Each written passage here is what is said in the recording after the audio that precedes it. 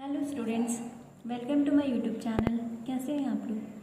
I hope बढ़िया हो और पढ़ाई भी अच्छी चल रही हो। बेटा, कल हम लोगों ने बात की थी अबाउट जीआई का कंडीशन देखा था कि कंडीशन कैसे चेक करेंगे कि किसी भी मॉलिक्यूल जो आपको गिवन है उसमें जीआई पॉसिबल है या नहीं। और हमने क्या देखा था, और हमने ई वाला EZ देखा था, सिस ट्रांस देखा था, ठीक है, सिस ट्रांस देखा था, EZ देखा था। ओके बेटा, EZ कॉन्फ़िगरेशन हम कब पढ़ते हैं? जब सिस ट्रांस हम अप्लाई नहीं कर सकते बेटा, तब हम EZ पढ़ते हैं, ठीक है। EZ भी आता है, आगे चल के आप पढ़ोगे जब आप जीआई क्या कहते हैं, बोर्ड्स में भी इससे सवाल आते हैं और कंपटीशन में भी आते हैं, लाइक नीट हो गया, उनमें तो काफ़ी आते हैं इससे सवाल, ठीक है। और आई होप आपको EZ समझ में आया हो, ठीक है। जब आप सिस और ट्रांस अप्लाई नहीं कर पाते हो तो बेटा आप EZ अप्लाई करते हो, ठीक है। आज हम दो एग्जाम्पल और हमने देखे थे ना बेटा, दैट इज C⋯N और N⋯N। अब ये दोनों क्या है? तो ये दोनों बेटा उसको समझ में आएगा जिसने मेरा जीआई का पहला लेक्चर देखा है। वहाँ हम लोगों ने बात की थी कि हमें रिस्ट्रिक्टेड बॉन्ड पढ़ना है C⋯C के बीच में। तो बेटा कल मैंने EZ वाला और सिस ट्रांस वाला किसके बीच में पढ़ाया था? C⋯C के बीच में। मतलब सारे एग्जाम्पल मैंने एल्कीन के लिए थे कल जो पढ़ाया था। और आज हम थोड़ा बहुत बात करेंगे, मतलब बहुत ज़्यादा वास्ट नहीं है ये, थोड़ा सा बात करेंगे C⋯N के बीच में और N⋯N के बीच में। अगर कोई मॉलिक्यूल आ जाए तो आप कैसे बताओगे? तो बेटा उस केस में हम सिन और एंटी ये पढ़ते हैं, ठीक है, सिन और एंटी पढ़ते हैं। तो हम कौन सा टॉपिक पढ़ रहे हैं, हम किसके लिए देख रहे हैं? तो हम वहाँ पे हमारा केस 1 था, ये हमारा केस 2 है, ठीक है। केस 2 है कि हमें देखना है C⋯N के बीच में, ठीक है। क्या देखना है? हम इसके बीच में देखेंगे एक टर्म आता है सिन और एंटी, ठीक है। तो मेरे पास फॉर एग्जांपल ये मॉलिक्यूल बना, ये जो है यहाँ पे मेरे पास क्या है बेटा, दो लोन पेयर्स हैं, ये OH है, ये H है, और ये बेटा CH3 है, ठीक है। और यही मैंने साइड में ये बना दिया और बेटा यहाँ पे OH लगा दिया, जिससे इसको उलट कर दिया, ठीक है। इसे मैंने लोन पेयर को मैंने ऐसे बॉन्ड में बंद कर दिया, मैं ऐसे करूँगी तो क्लियर हो जाता है, ये दोनों लोन पेयर्स हैं, ओके। यहाँ मेरा क्या है, CH3 ही है, और बेटा यहाँ क्या है, H है, ठीक है। तो बेटा यहाँ पे हम एक टर्म पढ़ते हैं सिन और एंटी। तो हम कैसे पहचानेंगे कि कोई भी मॉलिक्यूल जो आपको ये मॉलिक्यूल दिया है ये सिन है या एंटी है, सिन है या एंटी है? तो हम पहले उसकी कंडीशन लिख लेते हैं, तब हम उसे यहाँ अप्लाई करेंगे, ठीक है। तो कैसे पहचानेंगे कि कोई सिन है या एंटी? तो बेटा if OH, this OH, NH are present on the same side,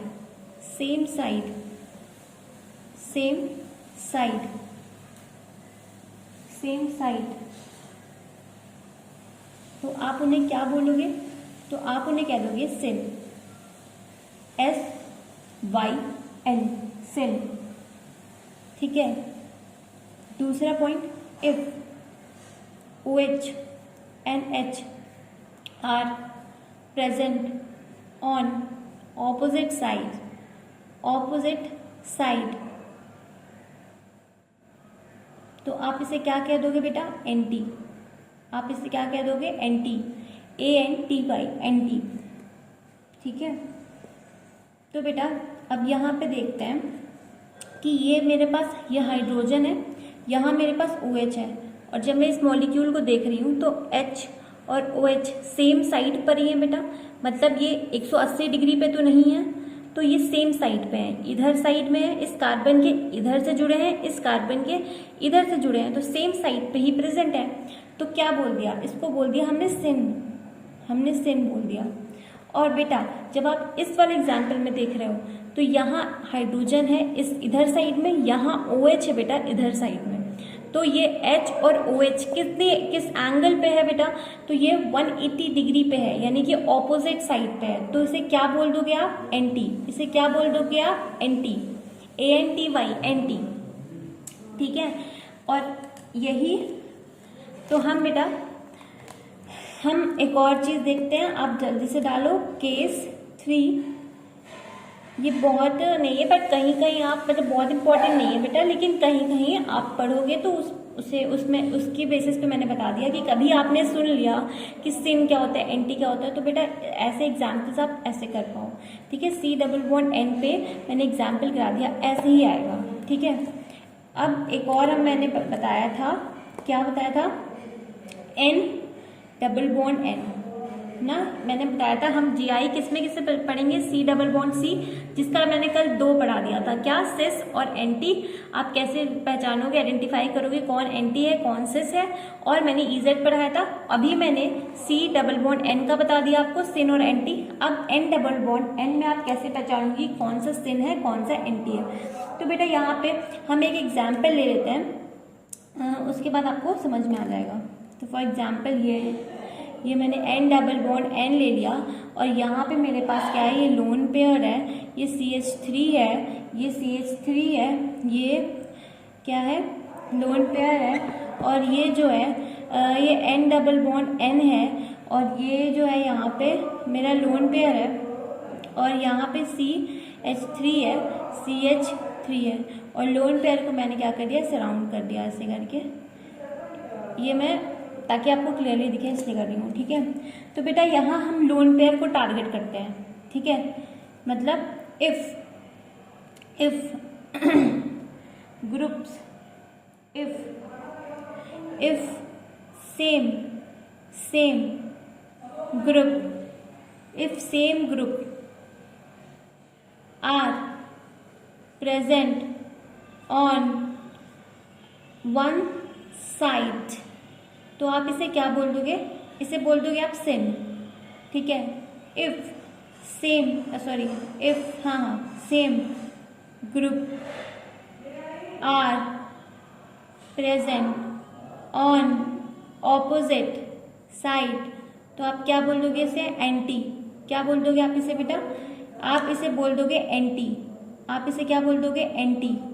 ठीक है, ये तो कुछ हद तक हम, अगर मैं आपसे पूछूं बेटा ये कुछ हद तक आपने किस पे सुना होगा, तो सिस और एंटी, जब मैंने आपको सिस और एंटी पढ़ाया, जब सेम ग्रुप आपको जब आपको सेम ग्रुप प्रेजेंट होते हैं सेम साइड पे तो आप सिस बोलते हो, और आप क्या जब ऑपोजिट डायरेक्शन में प्रेजेंट होते हैं सेम ग्रुप तो आप उन्हें क्या बोलते हो बेटा, आप उन्हें वो बोलते हो, ट्रांस बोलते हो। सिस और ट्रांस मैंने ऐसे बताया, लेकिन बेटा आप देखना वहां पे C डबल बॉन्ड C था, C डबल बॉन्ड C, हम जैसे एल्कीन पढ़ते हैं ना बेटा, तो एल्कीन में हम सिस ट्रांस के बारे में कुछ बात, मतलब एल्कीन में जब एल्कीन की स्टडी करेंगे बेटा, जब हाइड्रोकार्बन चैप्टर में एल्कीन एक टॉपिक है, उसमें हम एल्कीन की सारी कैरेक्टरिस्टिक सारी चीजें पढ़ते हैं, एल्कीन कैसे डबल मतलब उनकी फिजिकल प्रॉपर्टीज के बारे में थोड़ी बहुत बात करते हैं, ज्यादा तो हम केमिकल प्रॉपर्टीज के बारे में ही बात करते हैं बेटा, डिफरेंट रिएक्शंस होते हैं, तो बेटा उनमें सिस और ट्रांस यूज होता है। ठीक है, और सिन और एंटी जो है ऐसे मॉलिक्यूल्स के लिए यूज होता है। ठीक है, इसके लिए हम सिस और ट्रांस नहीं लगा रहे हैं, हम सिन और एंटी लगा रहे हैं। तो बेटा अगर हम यहाँ लोन पेयर्स को देखें तो बेटा ये दोनों लोन पेयर्स क्या है, आइडेंटिकल, यहाँ पे मिथाइल है, मिथाइल सेम साइड पे तो उसे क्या बोल दोगे, सिन, और ये ऑपोजिट साइड पे तो उसे क्या बोल दोगे, एंटी। ठीक है, आई होप आपको क्लियर हो। तो बेटा हम लोग साइक्लो एल्केन देख रहे थे, साइक्लो एल्केन जो है इनमें भी क्या होता है बेटा, मैंने बोला कि इनमें भी GI होता है, हम कैसे चेक करेंगे इन मॉलिक्यूल्स के अंदर कि इसमें GI है या नहीं, पहले हम वो चेक कर लेते हैं। बेटा अभी तक मैंने कार्बन डबल बॉन्ड मतलब मैंने एल्कीन्स के बारे में आपसे डिस्कस किया, फिर मैंने C डबल बॉन्ड N के बारे में डिस्कस किया, सिन और एंटी, और फिर मैंने N डबल बॉन्ड N के बारे में डिस्कस किया। मैंने एक और लिखाया था GI शो करने में, साइक्लो एल्केन्स, इनके बारे में मैंने डिस्कस नहीं किया, तो चलिए इनके बारे में भी अभी डिस्कस कर लेते हैं। तो बेटा ये मेरे पास क्या है, एक क्या चेन है, ये प्रोपेन है, 1 2 3 से बनी कार्बन चेन है और इसे क्या बोलेंगे, साइकिल के फॉर्म में तो इसे क्या बोलेंगे, साइक्लोप्रोपेन। ठीक है बेटा, मैंने एक हाइड्रोजन हटाया और उसके जगह एक कोई ग्रुप लगा दिया, that is for example A group मैंने लगा दिया। ठीक है, मतलब मैंने हाइड्रोजन को सब्स्टिट्यूट किया, तो मैं इसे क्या बोलूंगी, मैंने एक हाइड्रोजन हटाया, उसकी जगह ये ग्रुप लगाया, तो मैं इसे कहूंगी mono substitution, mono substitution, mono substitution किया। तो क्या इसमें जीआई पॉसिबल है या नहीं? तो बेटा इसमें इन केस ऑफ मोनो सब्स्टिट्यूशन, ठीक है, ऑफ किसका किया मैंने, मोनो सब्स्टिट्यूशन ऑफ हाइड्रोजन। ठीक है, मोनो सब्स्टिट्यूशन मोनो सब्स्टिट्यूशन किसका किया मैंने, ऑफ हाइड्रोजन, हाइड्रोजन को सब्स्टिट्यूट कर दिया। ठीक है, of hydrogen bye a group A group से मैंने क्या किया, इसको सब्स्टिट्यूट किया। तो बेटा इन केस, तो इसे मोनो सब्स्टिट्यूशन बोला। क्या सेकेंड वाले को भी हम मोनो सब्स्टिट्यूशन बोल देंगे? नहीं बेटा, क्योंकि यहाँ पे मैंने 2 हाइड्रोजन हटाए हैं, तो ये क्या, किसका एग्जाम्पल हो जाएगा, डाई सब्स्टिट्यूशन या सब्स्टिट्यूटेड। ठीक है, डाई सब्स्टिट्यूटेड। ठीक है, ये यहाँ पे मैंने डाई सब्स्टिट्यूशन किया। ठीक है, और यहाँ भी मैंने डाई सब्स्टिट्यूशन किया, बट इन दोनों में ये भी क्या है बेटा, डाई सब्स्टिट्यूशन। ठीक है, डाई सब्स्टिट्यूशन, ये भी क्या है, डाई सब्स्टिट्यूशन। ठीक है, ये भी क्या है, डाई सब्स्टिट्यूशन। ठीक है, डाई सब्स्टिट्यूशन। ठीक है, और ये वाला क्या है, डाई सब्स्टिट्यूशन। ठीक है, पूरा नहीं लिख रही हूँ, बोल रही हूँ, तो आप लोग लिख लेना। तो यहाँ पे बेटा, यहाँ इन case of mono substitution GI कभी पॉसिबल नहीं होता।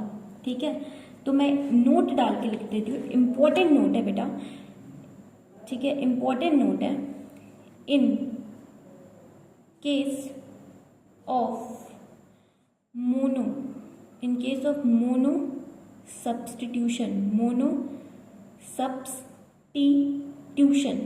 Of mono substitution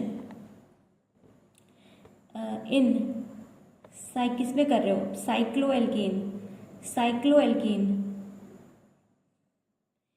there will be no GI, there will be no GI, GI होगा ही नहीं बेटा। तो ये लिख लो, ये आपका पहला नोट हो गया। ठीक है, अब दूसरा नोट लिखिए, in case of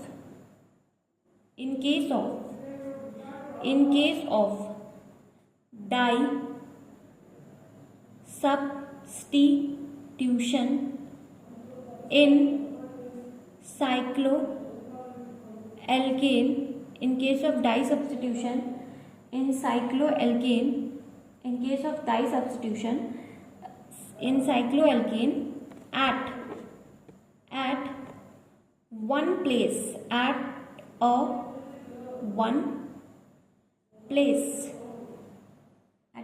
place, there will be no GI, मतलब बेटा जैसे मैंने यहाँ पे मोनो सब्स्टिट्यूशन क्यों कह रही हूँ बेटा, क्योंकि मैंने एक हाइड्रोजन हटाया, एक लगाया, तो मोनो, एक हाइड्रोजन गया, उसकी जगह ये ग्रुप है, तो मोनो सब्स्टिट्यूशन, एक ही हाइड्रोजन की बात हुई ना, एक हाइड्रोजन गया, फिर उसकी जगह ये ए आ गया।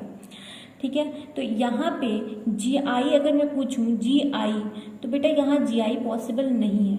ठीक है, नो डाउट, आप विदाउट एनी कुछ भी देखे मतलब तुरंत से लगा दीजिएगा, विदाउट एनी डाउट।